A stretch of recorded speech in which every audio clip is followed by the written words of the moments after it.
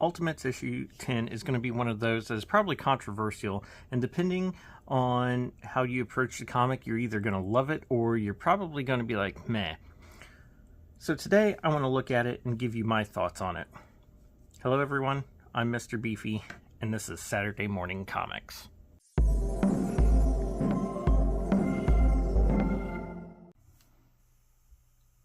The Ultimates 10 was released on March 5th, 2025. And this is going to be one in which I do have a lot of spoilers. So if you don't want to be spoiled for this comic, you probably need to go read it yourself. And then if you want to come back and watch the review, you can.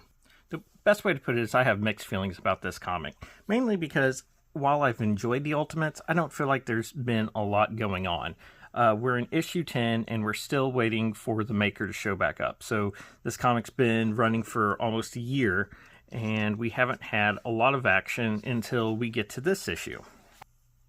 So we kind of set up a little bit of how this story is going to go with the last line in the opening here with Captain America and the Human Torch, two of the only people who remember life before the maker. But they're not the only ones. So you have the opening here of Hitler being burned alive by the Human Torch. So you have the Avengers here, or the Ultimates, whatever you want to call them, outside of Castletown. It's a neo-Nazi group based around the Red Skulls. They've even taken the Punisher logo as their own, and they can be described as a hate group. And as you can tell right here, the goal of this issue is strictly to kill Nazis.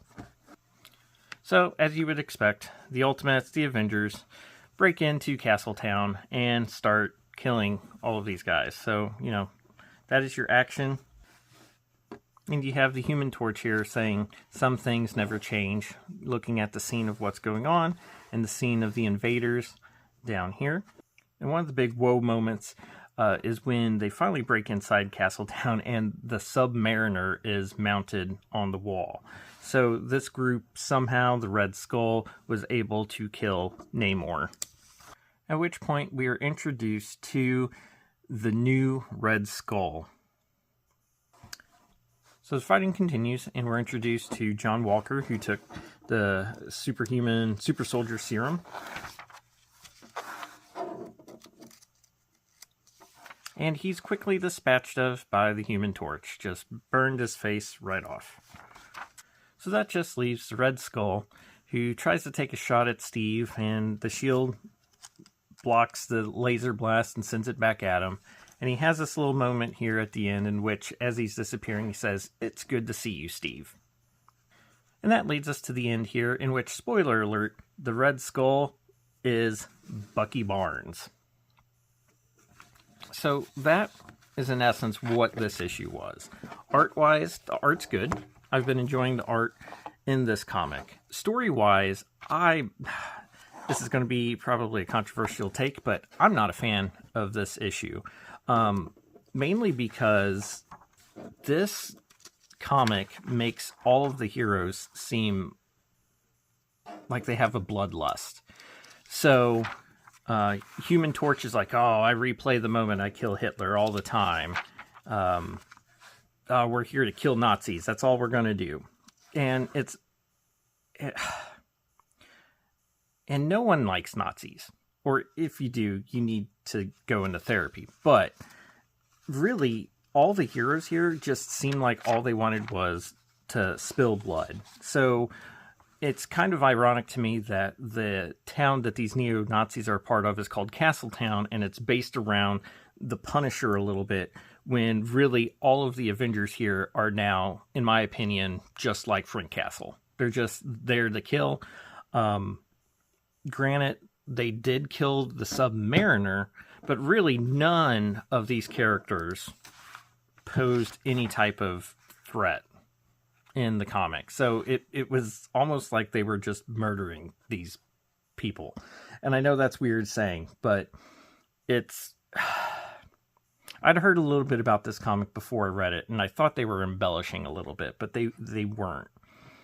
And so as far as the diversion goes, you know, this is some of the most action we've gotten in the Ultimates, but it's just not been good. It's not been leading to the end result of defeating the Maker, who I would argue is a bigger threat than Nazis, because the Maker actually succeeded where the Nazis couldn't. He actually took over the world. He got rid of all the superheroes. He's in charge. He set up his big bad council. So while in real life, a group of the Nazis is the worst thing we've ever experienced, that is by far not the worst thing ever experienced in the comic universe. And so that's where I think almost fetishizing the killing of Nazis in a modern era doesn't quite work as it does in something older.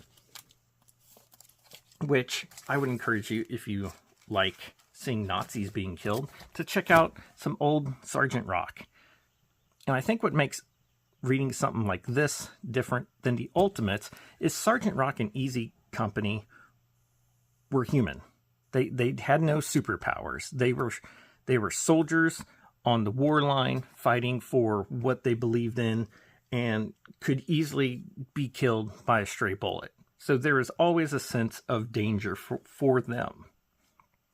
You know, they are not superhuman. They couldn't, reflect lasers or anything like that. So when it comes to like war, so like this is a war comic.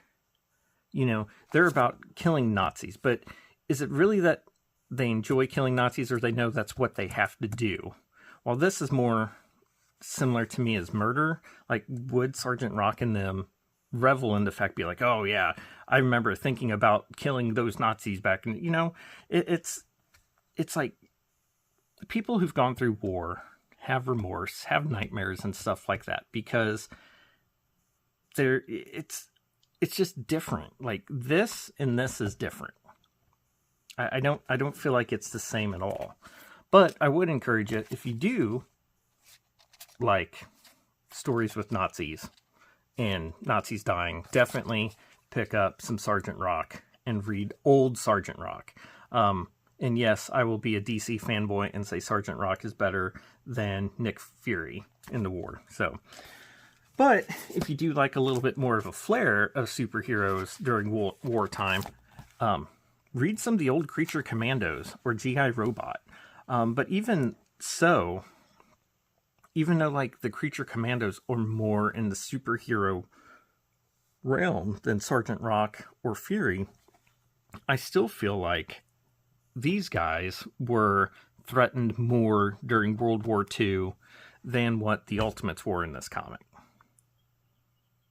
So, in terms of the story and the killing Nazis, really, I didn't like how this comic made all the heroes seem just like they were lusting for blood. I'm just a little bit disappointed, because I'd expect more out of like a Captain America and stuff. That's the type of thing I'd expect out of a Frank Castle. And not to mention, this is distracting them from the Maker. Like, and I do believe Iron Lad at some point, I don't remember where it said, this is like a diversion. It's not the mission. It's not the end goal, because while these guys are bad, there's something worse out there that they're not taking care of. But yeah, and if we weren't 10 issues deep and the Maker was already back, it probably wouldn't have been as big of a deal. But I mean, we still have down here 8 months remain until the Maker comes back. So we're only on issue 10, and we got 8 more issues before the big baddie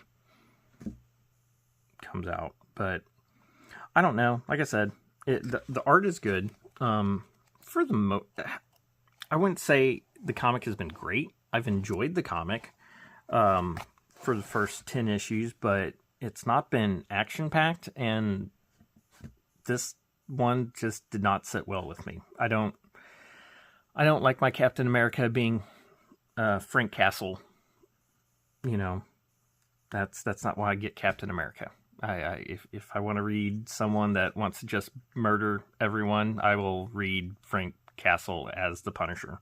Or if I want killing Nazis, like I said, I'll go read some of the old stuff, which is, honestly, that's some great reading there. Go read some old Sergeant Rock or old Weird War Tales. That's some good stuff. But overall, I think that's... I mean, that's my biggest issue with this. Like, the art is good. The The Submariner twist was big. The Bucky twist, like, you know,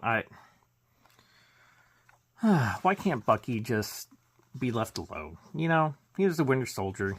He already did some bad things, but now we got to make him a Nazi. Poor Bucky, you know. But I don't know. Let me know what your thoughts are. Do you feel like this was a good use of an issue? Really, if it was a part of the maker's plan somehow, if it was tied in that way, and if the good guys weren't so into, yeah, we're gonna kill people, yeah, you know, they seem to enjoy killing people, and I think that's also what bothers me, is that's not a very heroic thing to do. It might be something a hero has to do out of necessity, which once again goes back to the wartime issues. Like, it's not that they enjoyed it. They had to do it because it was the right thing to do. They enjoyed it. And that's what I think separates this and this. So, in my opinion, if you like, you know, seeing Nazis being killed, go pick up some old war tales. It, in my opinion, this doesn't work in a modern setting. It really doesn't. And I don't think if Captain America walked up to some guy, some white guy carrying a tiki torch, that he would murder him. But this comic, in this universe, he would. But that's all I got to say about that. Let me know what your thoughts are in the comments. Did you like it? Did you not like it? Did it work for you? I have a few more issues of this on pre-order. However, in my next previews, next order, I'm probably not going to order anymore, so I know I at least have one more coming my way, maybe two. But I would say out of the Ultimates, I'm enjoying the Spider-Man a little bit more, and I'm picking up some more titles, so with this one kind of being a lull, that I'm probably going to drop it. But let me know what your thoughts are. And I want to encourage you to go read a comic, whether it be a modern one or an old one, and enjoy the rest of your day.